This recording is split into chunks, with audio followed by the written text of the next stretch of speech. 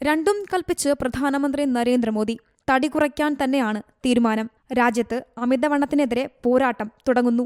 മോഹൻലാലും ശ്രേയാ ഘോഷാലും അടക്കം 10 പേരെ ചാലഞ്ച് ചെയ്ത് പ്രധാനമന്ത്രി. അമിതവണ്ണത്തിനെതിരെ പോരാട്ടത്തിൽ നടൻ മോഹൻലാലിനെ നാമനിർദ്ദേശം ചെയ്തത് പ്രധാനമന്ത്രി നരേന്ദ്രമോദി. കൂടാതെ ജമ്മു കശ്മീർ മുഖ്യമന്ത്രി ഒമർ അബ്ദുള്ള, വ്യവസായി ആനന്ദ് മഹീന്ദ്ര തുടങ്ങി വിവിധ മേഖലകളിൽ നിന്നുള്ള 10 പ്രമുഖ വ്യക്തികളെയാണ് പ്രധാനമന്ത്രി ഈ മാതൃകാ പദ്ധതിയിലേക്ക് നാമനിർദ്ദേശം ചെയ്തത്.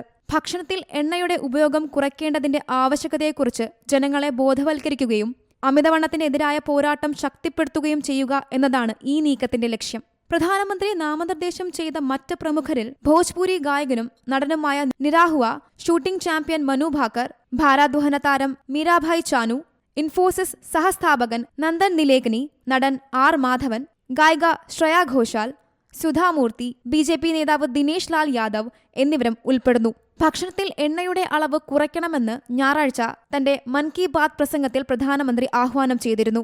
ഭക്ഷണത്തിൽ എണ്ണ കുറയ്ക്കുന്നതും അമിതവണ്ണം നിയന്ത്രിക്കുന്നതും വ്യക്തിപരമായ തീരുമാനമല്ലെന്നും കുടുംബത്തോടുള്ള ഉത്തരവാദിത്തം കൂടിയാണെന്നും അദ്ദേഹം ഊന്നിപ്പറഞ്ഞു.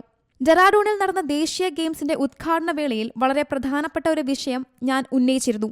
ഇത് രാജ്യത്ത് ഒരു പുതിയ ചർച്ചയ്ക്ക് തുടക്കമിട്ടിട്ടുണ്ട്.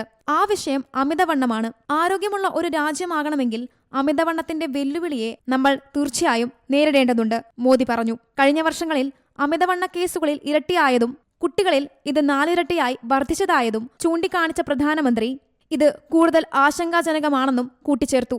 നിലവിൽ നാമനിർദ്ദേശം ചെയ്തവർ ഓരോരുത്തരും മറ്റ് 10 പേരെ ഈ മാതൃകാ പദ്ധതിയിലേക്ക് നാമനിർദ്ദേശം ചെയ്യണമെന്ന് പ്രധാനമന്ത്രി അഭ്യർത്ഥിച്ചു. National desk, Zee Malayalam news. ഏറ്റവും പുതിയ വാർത്തകളും വിശേഷങ്ങളും വിരൽ തുമ്പിലറിയാൻ സീ മലയാളം ന്യൂസ് എല്ലാ ഡിജിറ്റൽ പ്ലാറ്റ്ഫോമുകളിലും ലഭ്യം.